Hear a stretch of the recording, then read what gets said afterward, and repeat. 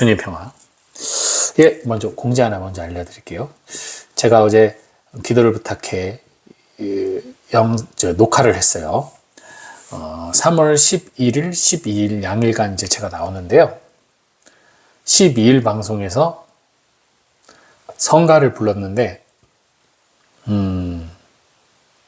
여러분들에게도 들려드리고 싶어요. 그래서 그날 기도를 부탁해 방송을 인터넷으로도 평화방송 들어가면 볼 수 있으니까 시청해 주시면 좋겠습니다. 제가 여러분들께 드리고 싶은 선물이에요. 꼭 들어보시길 바라고요. 그 기도를 부탁해 방송 말미에 선물로 드리는 시간에 성가를 불렀습니다. 어떤 성가인지는 직접 보고 확인하시길 바라고요. 하느님의 사랑이 참 다양한 모습으로 드러나긴 하는데 때로는 답답하리 많지 정말 무능한 모습 혹은 뭐라고 할까요? 좀 화가 날 정도의 어떤 고구마 같은 그런 한심하다고 느껴질 만큼의 미련한 모습, 이런 모습으로 또 오실 때가 있어요. 왜 그러실까? 오늘 복음이 포도밭 소작인의 비유예요. 여러분들 너무나 잘 아실 겁니다. 주인이 포도밭을 만들어 놓고 소작인들에게 그걸 맡겨놓고 멀리 떠나요. 그러니까 소작인들이 농사를 져서 이제 포도밭을 잘 가꿔서 포도 소출을 냈어요. 그럼 때가 되면 이제 그것을 이제 주인에게 소작인들이니까 바쳐야겠죠. 자기들 일부분은 뭐 받겠지만. 그래서 그것을 받아오라고 종을 보냈는데 그 종들을 이 소작인들이 죽이거나 주워 패거나 내쫓거나 하죠. 근데 주인은 미련하게도 그게 한두 번 그랬으면 벌써 이것들 봐라 하면서 군사를 보내든지 하는 게 정상인데 내 아들한텐 잘하겠지. 이 얼마나 미련한 생각이에요, 사실은. 아니, 종들을 죽이기까지 했는데, 보낸 종들을. 근데 내 아들한테는 잘하겠지? 얘네가 그냥 적인 줄 알고 막았나 보다. 이런 말도 안 되는 생각으로 외아들을 보내서 외아들까지 죽음에 이르게 해요. 어떻게 보면 멍청한 포도밭 주인이죠.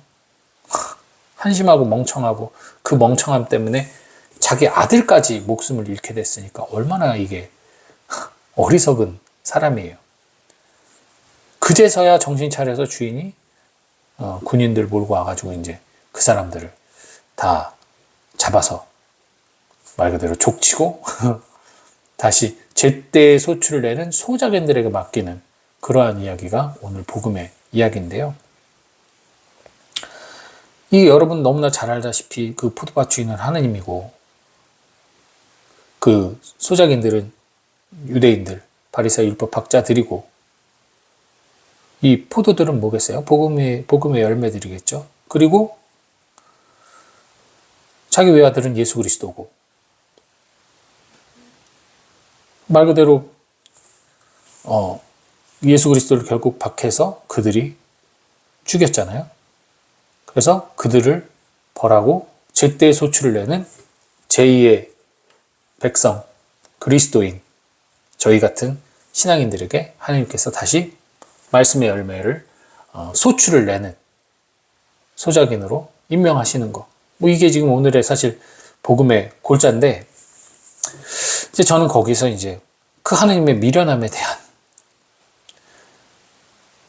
아니 아무리 그들에게 어떤 당신이 기대를 많이 하셨다 한들, 그럼 죽임을 당한 종들은 무엇이며 박해를 받은 그 파견됐던 종들은 무엇이며 외아들의 죽음은 뭐가 됩니까? 그 배반자들을 참아주기 위해 자신이 사랑하고 신뢰하는 이들의 죽음을 방관하는 이것이 하느님의 사랑인가요? 너무 아이러니하죠. 그 누가 그런 사랑을 베풀겠습니까? 그죠? 그 죽임당한 종들은 얼마나 억울해요. 그 사람들의 죽음을 누가 책임질 거예요? 그죠? 근데 여기서 이 세속적인 우리의 판단과 이 신앙인으로서의 시각의 차이를 우리는 명확하게 볼 수 있어요. 세상의 눈은 방금 제가 말한 그 점에 주목하여 하느님을 불신할 수밖에 없죠. 저것 봐라. 그냥 말도 안 되는 신앙적 논리, 자기들만의 논리로 불합리함을 덮어버린다 생각을 하고, 이 세상에서 침묵하시는 하느님, 그리고 세상의 부조리와 악을 방관하시는 하느님을 조롱하면서 하느님의 부재를 선언하죠. 하지만 우리 신앙인들은 그 말씀을 고지고대로 받아들이지 않아요. 그 말씀 안에 있는 예수님의 마음을 헤아립니다. 자, 그 비유를 한 존재, 그 죽임을 당한 외아들인 그 존재가 누구예요? 예수님이에요. 지금 그 비유를 말씀하신 게 누구예요? 예수님이에요. 당신이 그렇게 죽임을 당하실 것을 알고 계신 거예요. 근데도 왔어요. 본인이 선택해서 왔어요. 본인의 의지로 온 거예요. 아버지께 순명했다지만 그 순명이 본인의 선택이죠. 거절할 수도 있죠. 거부할 수도 있어요. 하지만 아버지 뜻을 따르기로 본인이 결심하고 온 거예요. 즉 파견된 자로 오신 거예요. 다시 말해 알고 있음에도 오신 거예요. 아버지가 잔인한 게 아니라 내가 선택했던 거죠. 종들 또한 마찬가지죠.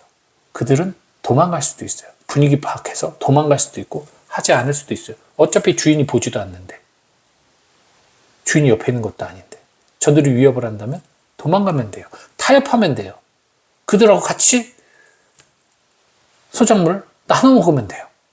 그러나 그들은 그러지 않았어요. 끝까지 자기의 소임을 놓지 않았어요. 그것이 그들 자신에게 영광이고 자기 자신에게 부끄럽지 않은 행동임을 알기 때문이에요. 그렇기 때문에 사실은 아버지 하느님이 보낸 것에 우리가 초점을 맞춰서 저렇게 비정한 하느님으로 바라보는 것이 아니라 그 불리움을 받고 그 소임을 가지고 파견된 자의 마음가짐을 봐야 되는 거예요. 그 마음가짐을 갖고 우리가 뭐라고 할 수는 없는 거예요. 본인이 선택했고 그것을 본인이 수용하고 심지어 그것을 자신의 영광으로 삼은 사람들이니까. 그들이 생각이 없어서 박해를 받고 죽임을 당한 게 아니라는 겁니다. 그것이 마땅하고 옳은 일이었기 때문이라는 거예요. 의를 위하여 목숨을 바치는 거죠. 만약에 이 논리를 인정을 안 한다면 이 세상의 정의는 사라져야 돼요. 우리가 불의를 보고 일어서서 저항하고 박해받고 고문받고 죽임당하고 한 그 모든 것들은 아무 의미가 없는 거예요. 그죠? 포도밭의 주인에게 그 소출을 돌려주는 것은 마땅한 권리요, 정입니다. 그게 올바로 된 원칙이죠. 그 원칙을 깨려는 이들에게 경고를 내리고 그들에게 그러지 않도록 이야기를 하는 이것이야말로 옳은 일이죠. 옳은 일에 목숨을 바친 거예요. 그리고 그러한 정의, 그러한 힘이 바로 하느님으로부터 왔다는 겁니다. 우리 신앙인들의 논리는 거기에 있어야 돼요. 그래서 여러분들이 인간적인 모습으로 봤을 땐 인간적인 것이라고 표현한다면 사실은 아시다시피 인간적 그러면요 이게 보편적인 게 아니에요. 인간적인 건 마치 인류 전체 보편적인 어떤 것이라고 볼 수 있지만 결코 보편적일 수가 없어요. 왜? 우리 각자는 너무나 다 다른 모습이거든요. 그러니까 인간적이라는 건 결국 개인주의적일 수밖에 없어요. 한 사람 한 사람이에요. 즉 나 자신에게의 행복이 최고야. 이 사람들이 불행하든 뭐 하든 상관없이 나 자신의 행복이 최고인 게 인간적인 거예요, 사실. 인간적인 게 되게 좋은 것 같죠. 하지만 생각해 보세요. 사회복지 정말 열심히 투자를 해도 이쪽 투자한 만큼 소홀해지는 쪽은 언제나 서운하고 억울한 법이에요. 그쵸? 모두를 만족시킬 수 없어요. 집신장수와 우산장수의 어머니의 그 고뇌처럼 우리는 어느 한쪽의 어려움을 돌보다 보면 그와 반대되는 쪽에 있는 사람들의 어려움을 어쩔 수 없이 함께하지 못할 수 있어요. 그래서 인간적인 것은 한계가 있습니다. 보다 더 근원적인 부분으로 갔을 때 내가 정말 중요한 가치, 원칙, 그리고 신앙인이라면 믿음을 위해서, 하나님의 복음을 위해서, 진리를 위해서 각자가 인간적인 나의 그 욕심, 욕망을 조금씩 내려놓고 그 안에 하나님을 중심으로 박아놨을 때 그런 교집합이 이루어질 때 우리들이 서로를 인정하고 배려하고 또 용서하고 함께 할 수 있는 기회가, 여건이 생겨난다는 사실 여러분들 꼭 잊지 마시고 오늘 이 포도밭 소장인의 비유를 통해서 여러분들이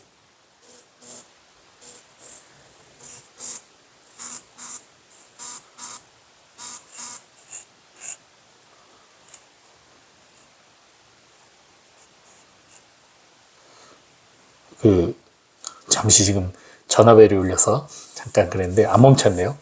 여러분들이 하느님의 사랑이 과연 어떤 것인지, 하느님의 사랑은 우리로 하여금 불의 앞에서, 부정 앞에서, 고통 앞에서 그것을 회피하거나 도망가는 것이 아니라 그것을 직면하고 그것을 넘어서서 오히려 이 육신은 죽더라도 우리 영혼은 죽일 수 없는 이 세상을 지나 하느님께로 향하는 영원한 구원으로 향하는 그 여정을 함께 하시는 분, 그 여정으로 이끄시는 사랑임을 깨닫는 그러한 여러분들 되시기 바랍니다. 주님 평안.